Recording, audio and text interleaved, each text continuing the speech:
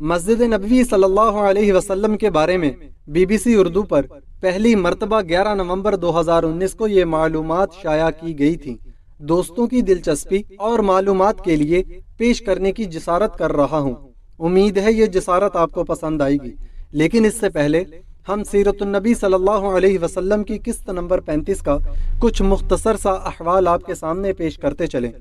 حضرت محمد صلی اللہ علیہ وسلم پر مختلف طریقوں سے وحی نازل ہوتی تھی۔ صحیح بخاری کی ایک حدیث میں مروی ہے، حضرت عائشہ رضی اللہ تعالی عنہ فرماتی ہیں کہ ایک مرتبہ حضرت حارث بن حشام رضی اللہ تعالی عنہ نے آپ صلی اللہ علیہ وسلم سے پوچھا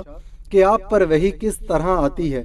تو آپ صلی اللہ علیہ وسلم نے فرمایا کہ کبھی تو مجھے گھنٹی کی آواز سنائی دیتی ہے اور وحی کی یہ صورت میرے لیے سب سے زیادہ سخت ہوتی ہے، پھر جب یہ سلسلہ ختم ہو جاتا ہے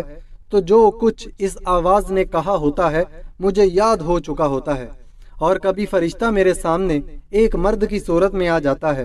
پھر مجھ سے بات کرتا ہے، جو کچھ وہ کہتا ہے میں اس کو یاد کر لیتا ہوں۔ حضرت عائشہ رضی اللہ تعالی عنہ فرماتی ہیں، میں نے سخت سردی کے دن میں آپ صلی اللہ علیہ وسلم پر وحی نازل ہوتے دیکھی ہے۔ ایسی سردی میں بھی جب وحی کا سلسلہ ختم ہو جاتا تو آپ صلی اللہ علیہ وسلم کی پیشانی مبارک پسینہ سے شرابور ہو چکی ہوتی تھی۔ ایک اور روایت میں حضرت عائشہ رضی اللہ تعالی عنہ بیان فرماتی ہیں کہ جب آپ صلی اللہ علیہ وسلم پر وحی نازل ہوتی تو آپ کا سانس رکنے لگتا، چہرہ انور متغیر ہو کر کھجور کی شاخ کی طرح زرد پڑ جاتا، سامنے کے دانت سردی سے کپ کپانے لگتے، اور آپ صلی اللہ علیہ وسلم کو اتنا پسینہ آتا کہ اس کے قطرے موتیوں کی طرح ڈھلکنے لگتے تھے۔ وحی کی اس کیفیت میں بعض اوقات اتنی شدت پیدا ہو جاتی کہ اگر وحی اس حالت میں آتی کہ آپ صلی اللہ علیہ وسلم اپنی اونٹنی پر سوار ہوتے تو وحی کے بوجھ سے اونٹنی بیٹھ جاتی۔ ایک بار اس طرح وحی آئی اور آپ صلی اللہ علیہ وسلم کی ران حضرت زید بن ثابت رضی اللہ تعالی عنہ کی ران پر تھی تو ان پر اس قدر گراں بار ہوئی کہ معلوم ہوتا تھا کہ ران کچل جائے گی۔ بعض اوقات اس وحی کی ہلکی ہلکی آواز دوسروں کو بھی محسوس ہوتی تھی۔ حضرت عمر رضی اللہ تعالی عنہ فرماتے ہیں کہ جب آپ صلی اللہ علیہ وسلم پر وحی نازل ہوتی تو آپ صلی اللہ علیہ وسلم کے چہرہ انور کے قریب شہد کی مکھیوں کی بن بناہٹ جیسی آواز سنائی دیتی تھی۔ وحی کی دوسری صورت یہ تھی کہ فرشتہ کسی انسانی شکل میں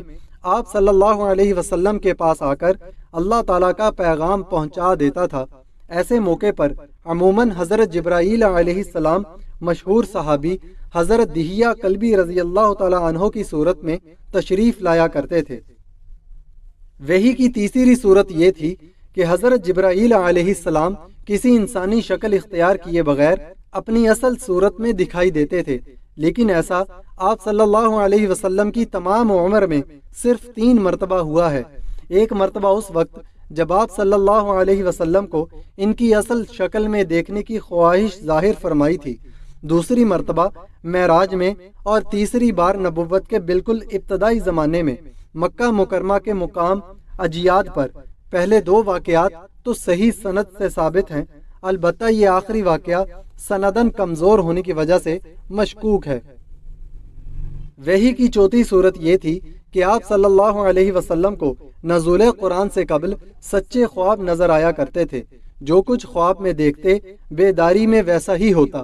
حضرت عائشہ رضی اللہ تعالی عنہ فرماتی ہیں کہ آپ صلی اللہ علیہ وسلم پر وحی کی ابتدا نیند کی حالت میں سچے خوابوں سے ہوئی۔ اس وقت جو آپ صلی اللہ علیہ وسلم خواب میں دیکھتے وہ صبح کی روشنی کی طرح سچا نکلتا۔ وحی کی 5ویں صورت یہ تھی کہ حضرت جبرائیل علیہ السلام کسی بھی صورت میں سامنے آئے بغیر آپ صلی اللہ علیہ وسلم کے قلب مبارک میں کوئی بات القا فرما دیتے تھے۔ اسے اصطلاح میں نفس فی الروح کہتے ہیں۔ جیسے حدیث پاک میں ہے، جبرائیل علیہ السلام نے میرے دل میں بات ڈالی ہے کہ کوئی نفس مرتا نہیں یہاں تک کہ اس کا رزق مکمل ہو جائے، لہٰذا تلاش رزق میں اعتدال اختیار کرو۔ وحی کی 6ٹھی صورت فرشتے کے واسطے کے بغیر اللہ تعالیٰ کی آپ صلی اللہ علیہ وسلم سے براہ راست گفتگو، جیسے اللہ تعالیٰ نے موسیٰ علیہ السلام سے گفتگو فرمائی تھی۔ وحی کی یہ صورت موسیٰ علیہ السلام کے لیے نص قرآنی سے قطعی طور پر ثابت ہے، لیکن نبی صلی اللہ علیہ وسلم کے لیے اس کا نبوت یعنی قرآن کی بجائے معراج کی حدیث میں ہے۔ جب آپ صلی اللہ علیہ وسلم پر معراج کی رات نماز کی فریضت وغیرہ کے سلسلے میں اللہ تعالیٰ نے اس وقت وحی فرمائی جب آپ صلی اللہ علیہ وسلم آسمانوں کے اوپر تھے۔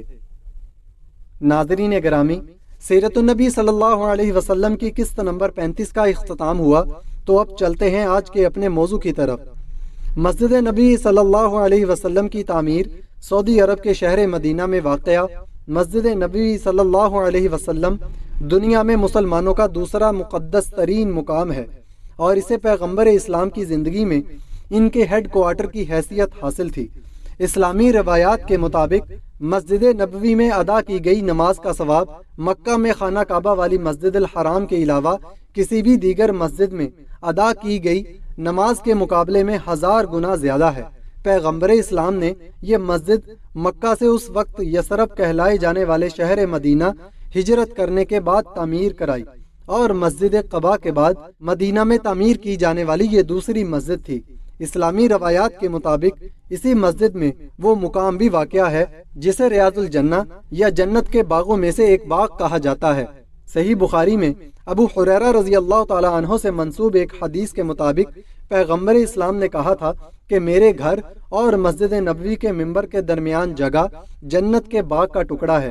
1400 برس سے زیادہ قدیم مسجد آج وسعت پاتے پاتے قدیم مدینہ کی شہر کی حدود سے باہر تک پھیل گئی ہے، اور وہ سارا علاقہ جو اسلام کے ابتدائی دور کا شاہد ہے اب اس کا حصہ بن چکا ہے۔ اسلام کے ابتدائی دور کی ہزاروں نشانیاں موجود تھیں، جیسے کہ روضہ رسول صلی اللہ علیہ وسلم جہاں 2 صحابہ اکرام حضرت ابوبکر صدیق رضی اللہ تعالی عنہ اور حضرت عمر فاروق رضی اللہ تعالی عنہ دفن ہیں۔ پیغمبر اسلام کی اہلیہ حضرت عائشہ رضی اللہ تعالی عنہ کا حجرہ، پیغمبر اسلام کی دیگر بیویوں کے مکانات گزشتہ صدیوں میں مسجد کو دی جانے والی وسعت کے نتیجے میں اب اس کے اندر آ گئے ہیں۔ 1441 برس قبل پیغمبر اسلام کے گھر سے متصل جگہ پر 632 عیسوی میں تعمیر کی گئی تھی، اور آنے والی صدیوں میں کئی مرتبہ اس کو وسعت دی جاتی رہی۔ سلطان غالب القعیتی نے مسلمانوں کے مقدس شہروں، حج اور دنیا اسلام کے بارے میں